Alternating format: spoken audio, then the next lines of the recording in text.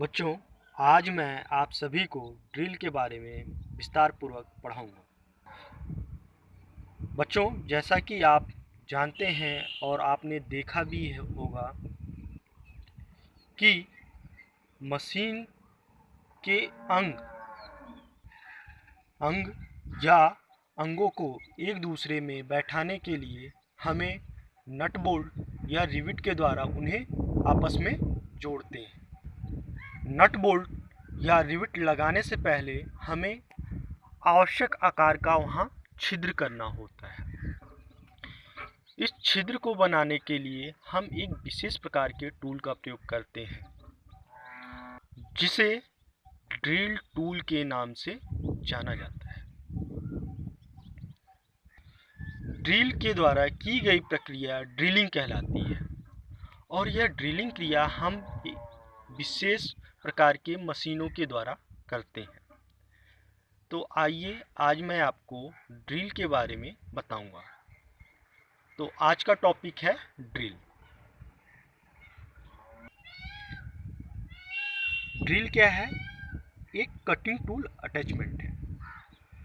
Cutting tool तो आप सभी लोग जानते हैं और परिचित भी हैं, लेकिन ये अटैचमेंट क्या है? आपके लिए अटैचमेंट एक नया शब्द है। तो आइए पहले हम अटैचमेंट को समझते हैं। जब कोई विशेष प्रकार का टूल किसी कार्य को सरलता व शुद्धता पूर्वक करता है तो हम उसे अटैचमेंट का नाम देते हैं, क्योंकि इस टूल के द्वारा केवल वही स्पेशली ही कार्य किया जा सकता है जिस कार्य के लिए बना होता है। ड्रिल को केवल हम बीट के नाम से भी जानते हैं, अर्थात केवल बीट भी कह देना ड्रिल का ही दूसरा नाम होता है। ड्रिल के द्वारा जो कटिंग शेप प्राप्त किए जाते हैं, जो हमें कटिंग शेप, जो आकृति मिलती है, वो कैसी होती है? वक्राकार होती है, न कि त्रिभुज, वर्ग, आयतकार। ऐसा को नहीं होता। जो शेप प्राप्त होता है हमें कैसा प्राप्त होता है? वृत्ताकार प्राप्त होता है। अब मैं आपको ड्रिल टूल के मटेरियल के बारे में बताऊंगा। ड्रिल टूल निम्नलिखित मटेरियल के बने होते हैं, जैसे कि high carbon steel, high speed steel और कार्बाइड टूल वाले ड्रिल। सबसे पहले मैं आपको हाई कार्बन स्टील के बारे में बताऊंगा।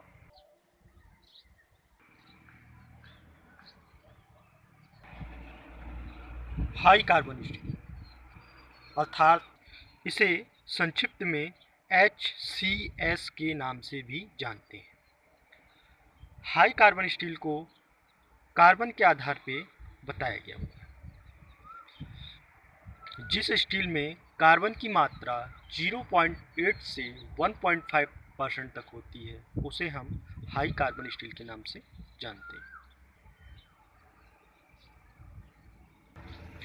यह एक कटिंग मटेरियल है, इसलिए हम इसे ड्रिल टूल के रूप में प्रयोग करते हैं। इस प्रकार के बने ड्रिल टूल का टिप हार्ड व टेम्पर किया जाता है तथा इस प्रकार का बना टिप कुछ समय बाद कार्य करने के पश्चात ब्लंट हो जाता है। यह लगभग 950 डिग्री सेंटीग्रेड से 1250 डिग्री सेंटीग्रेड पे ब्लंट हो जाता है। ब्लंट अर्थात कुंद हो जाता है। अब आप कहोगे कुंद क्या होता है? कुंद हम उसे कहते हैं जहाँ पे टिप खराब हो जाए, अर्थात घिस जाए, उसके द्वारा कार्य करने पे फिनिशिंग ना आए, तो हम उसे क्या कहते हैं? कुंद कहते हैं। अब मैं आपको हाई स्पीड स्टील टूल के बारे में बताऊंगा। हाई स्पीड स्टील टूल में स्टील के साथ साथ मुख्यतः 3 मटेरियल और भी होते हैं, जिसके द्वारा इस टूल को ये मजबूती, कठोरता और टफनेस और घिसावरोधी इसे बनाते हैं। तो आइए मैं उन 3 मटेरियलों का व्याख्या देता हूँ। टी अर्थात टंगस्टन 18%, Cr यानी क्रोमियम 4%, V यानी वैडनियम 1%। यही वो 3 मटेरियल हैं जो कि हाई स्पीड स्टील को और भी मजबूती प्रदान करते हैं।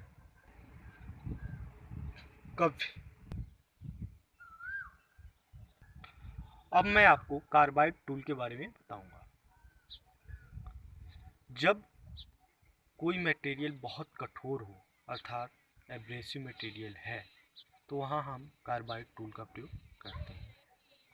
यह मटेरियल कठोर महंगे होने के साथ साथ इनके टिप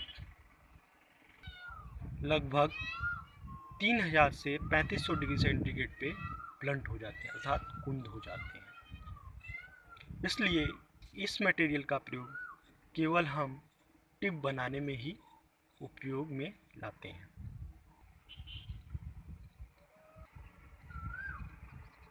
नोट: कभी कभी आपसे पेपरों में पूछा जाता है कि हाई कार्बन स्टील में कार्बन की मात्रा क्या होती है। तो हाई कार्बन स्टील में कार्बन की क्या मात्रा होती है? 0.8 से 1.5% तक होता है। और ये भी पूछा गया हुआ है कि हाई स्पीड स्टील में टंगस्टन, क्रोमियम और वैडनियम की क्या परसेंटेज है? क्या परसेंट है? तो क्या परसेंट है? 1841 का परसेंटेज है। अब मैं आपको ड्रिल टूल के कंपोनेंट के बारे में बताऊंगा। तो आइए सबसे पहले कंपोनेंट को समझने के लिए मैं आपको एक ड्रिल टूल का चित्र बना के दिखाता हूँ।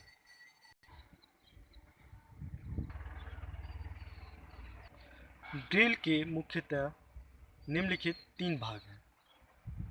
नंबर 1 बॉडी, नंबर 2 नेक, नंबर 3 शैंक। नेक और डेड टिप के बीच का भाग बॉडी कहलाता है। बॉडी ही वह भाग है जिसके द्वारा ड्रिल में कटिंग के साथ साथ फीड दिया जाता है। अब आप पूछोगे कि ये फीड क्या है? फीड अर्थात जॉब में ड्रिल के द्वारा एक चक्कर लगाने पर जितना गहराई हमें मिलता है उसे हम कहते हैं फीड, अर्थात जॉब में छिद्र की गहराई को हम कहते हैं फीड। फीड को हम mm के द्वारा दर्शाते हैं। ड्रिल का दूसरा भाग है नेक। नेक वह भाग है जिसके द्वारा कंपनी का नाम दर्शाया जाता है और ड्रिल का व्यास को भी बताया जाता है कि इस ड्रिल के द्वारा हम इतने व्यास का होल कर सकते हैं।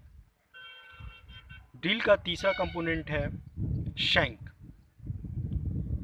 शैंक ड्रिल का वह भाग है जो कि ड्रिल चक में लगाए जाते हैं।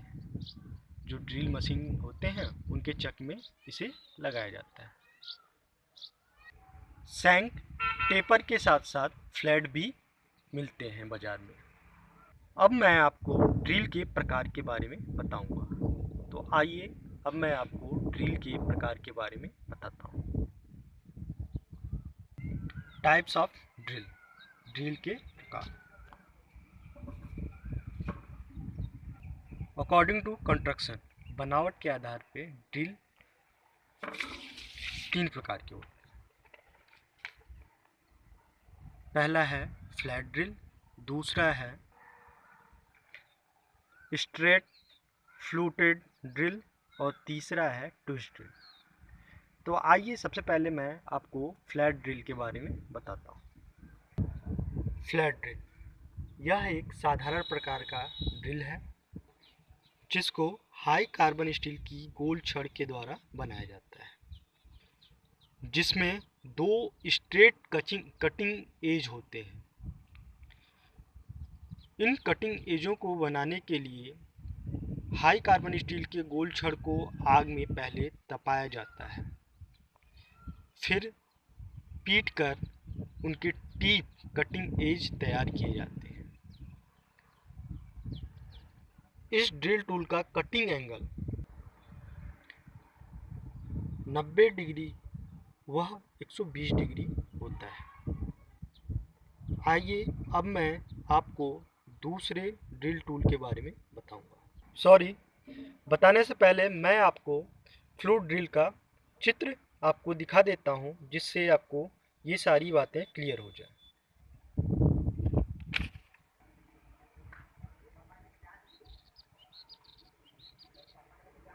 अब मैं आपको स्ट्रेट फ्लूटेड ड्रिल के बारे में बताऊंगा। यह ड्रिल फ्लैट ड्रिल का सुधरा ही रूप है। इस ड्रिल में दो फ्लूट होते हैं।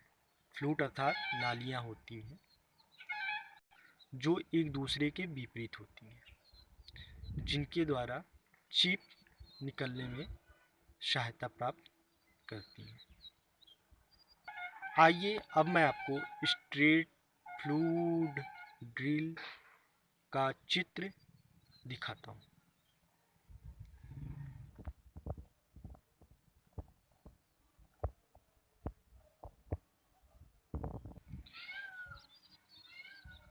चित्र आप सभी ने ध्यानपूर्वक देखा। स्ट्रेट फ्लूड ड्रिल का शंक टेपर व स्ट्रेट दोनों में प्राप्त आते हैं बाजार में। यह फ्लैट ड्रिल से अच्छी कटिंग करता है। अब मैं आपको ट्विस्ट ड्रिल के बारे में बताऊंगा। ट्विस्ट ड्रिल आज के आधुनिक युग का ड्रिल है। ट्विस्ट ड्रिल आजकल सबसे अधिक प्रयोग किए जाते हैं। इस ड्रिल का फ्लूट स्पाइरल आकार का होने के कारण चिप आसानी से बाहर निकल आता है। स्पाइरल आकार होने के कारण ही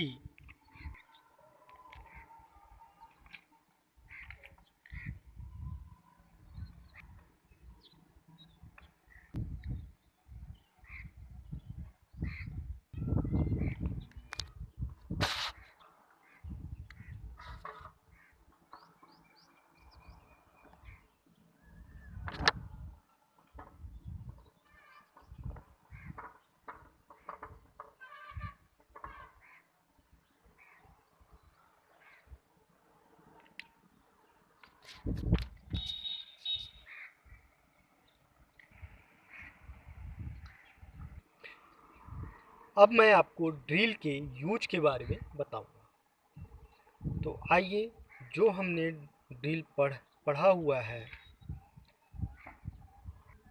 उन्हीं के यूज के बारे में आपको समझाता हूँ। सबसे पहले हमने पढ़ा हुआ था फ्लैट ड्रिल।